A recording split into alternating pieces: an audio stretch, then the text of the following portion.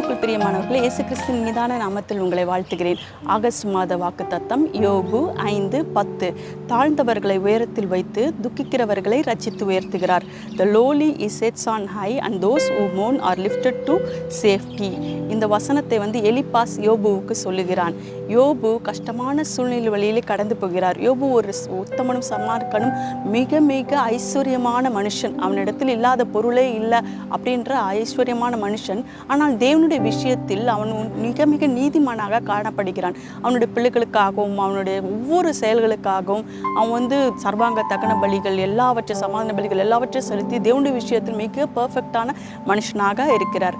ஆனால் சாத்தான் கர்ஜிக்கிற சிங்கப்போல உலகத்தை பூமியங்க சுற்றி வருகிறான். யாரை விழுங்கலாம் அப்படின்னு வகை தேடி சுற்றி வரும்போது யோபு கண்ணில் படுகிறான். ஆண்டவர் இடத்துல சேலஞ்சு போடுறான். அவனுக்கு எல்லாமே இருக்கு, அதனால தான் அவன் ஆண்டவருக்குள்ள இருக்கான். அவன்கிட்ட இருக்கிறதெல்லாம் எடுத்து பாருங்க, அவன் தூஷிக்கிறானா இல்லையா பாருங்கன்னு சேலஞ்ச் போடுறான். ஆனால் கர்த்தருக்கு யோபுவின் மேல ஒரு அசாத்தியமான நம்பிக்கை.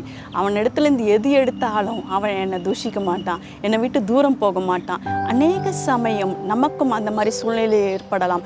நம் சிலவற்றை இழக்கலாம், பலவற்றையும் இழக்கலாம்.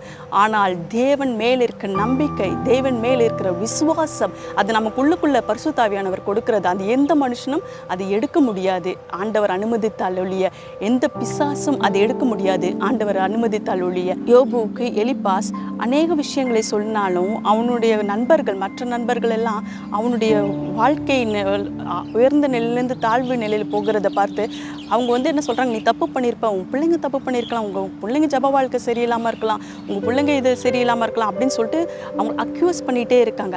ஆனால் தேவன் எல்லாருக்கும் சில செயல்கள் நடக்கும் பொழுது அது சோதனையின் செயல்களாக தான் இருக்குமே தவிர அது ஒரு பனிஷ்மெண்ட் கிடையாது. ஆண்டவர் தான் நேசிக்கிற பிள்ளைகளை ஒரு புடமிடுகிற காலத்தில் கொண்டு போய் விடுவார், பொன்னாக விளங்க. அதுதான் ஆண்டவர் செய்கிற செயல். அநேக சமயம் நாம் நினைக்கிறோம், இந்த தாழ்வு நிலையில் உள்ளவர்களை பார்த்து அவங்க ஆண்டவருக்குள்ள இல்லை, அவங்களுக்கு பிளஸ்ஸிங் இல்லை. காரணம் என்னன்னா அவங்க தாழ்வு நிலையில் இருக்காங்க. பிளஸ்ஸிங் இருக்கிறவங்கள ஆண்டவர் உயரத்தில் வைக்கும் பொழுது அவங்க ஆண்டவருக்குள்ள இருக்காங்க அப்படின்னு நினைக்கிறோம். அவங்க என்ன தப்பு செஞ்சாலும் ஆண்டவருக்குள்ள இருக்காங்க அப்படி என்று நினைக்கிறோம். ஆனால் அப்படி இல்லை. பிளஸ்ஸிங் இருக்கோ இல்லையோ, தேவனை பற்றி கொண்டிருக்க விசுவாசம் ஒவ்வொரு தனி மனிதரிடத்திலிருந்து வேறுபடுகிறது. இங்கே யோபு நண்பர்களுக்காக வேண்டிக் கொள்கிறார், பேசுகிற நண்பர்களுக்காக வேண்டிக் கொள்கிறார். கர்த்தர் அவருடைய சிறையிருப்பை மாற்றுகிறார். சாத்தான் வெட்கப்பட்டு போகிறான். இன்றைக்கு உங்கள் வாழ்க்கையில் சில வறுமைகள், வெறுமைகள், வேதனைகள் கூட காணப்படலாம், சில சேலஞ்சஸ் கூட காணப்படலாம். ஆனால் கர்த்தரை விசுவாசத்தோடு பற்றி கொண்டிருந்தால் கர்த்தர் எல்லாவற்றையும் மாற்ற வல்லவராக இருக்கிறார். அவர் சூழ்நிலைகளை மாற்றுகிற தேவன். இப்போ யோபுவின் காலத்தில் முன்னிருந்த நிலைமையை காட்டிலும் பின்னிருந்த நிலைமை இரட்டிப்பான ஆசீர்வாதம். வேதத்திலே புதிய ஏற்பாட்டிலே ஒரு ஸ்திரியை பற்றி உங்களிடத்தில் சொல்லுகிறேன். பெரும்பாடுள்ள ஸ்திரீ, அவளிடத்தில் இருக்கிற எல்லா செல்வங்களையும் இழக்கிறார். தாழ்வான நிலை, அன்கிளீன் லேடி அப்படின்னு ஒதுக்கப்பட்ட லேடியாக அவள் பார்க்கப்படுகிறார். இயேசு கிறிஸ்து அந்த ஊரில் வரும்பொழுது அவருடைய வஸ்திரத்தின் தொங்கலையாவது தொட்டு சுகம் பெறுவேன் என்ற வைராக்கியத்தோடு அவர் முன்னேறி செல்கிறாள். அந்த கூட்டத்தின் மத்தியில் தேவனின் வஸ்திரத்தின் தொங்கலின் ஓரத்தை அவள் தொடுகிறாள். கர்த்தர் அவளுடைய விசுவாசத்தை காண்கிறார். ஆண்டவர் சொல்கிறார், உன் விசுவாசம் உன்னை ரட்சித்தது. எப்படி யோபுவின் விசுவாசம் அவரை ரட்சித்ததோ, யோபு எப்படி ஆண்டவருக்கு உண்மையாக இருந்தாரோ, அதே மாதிரி இந்த பெரும்பாடுள்ள ஸ்திரீயின் விசுவாசம் அவளை ரட்சித்தது, சுகம் பெற்றாள். ஆனால் அந்த 12 வருடம் அவள் எவ்வளவு பாடுகளின் வழியே கடந்து போயிருப்பாள் பாருங்க. எவ்வளோ தாழ்வு நிலை பாருங்க.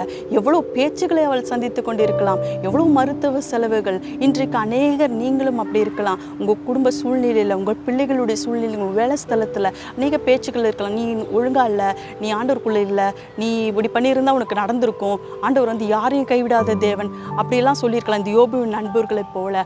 ஆனால் தேவனுக்கு தெரியும். தேவன் பேதுருக்கிட்ட சொல்கிறார் இல்லையா, சாத்தான் உன்னை புடம்படிமடி என்னை வேண்டுகொண்டான் அப்படின்னு சொல்லிட்டு ஆண்டவர் சொல்லுவார்.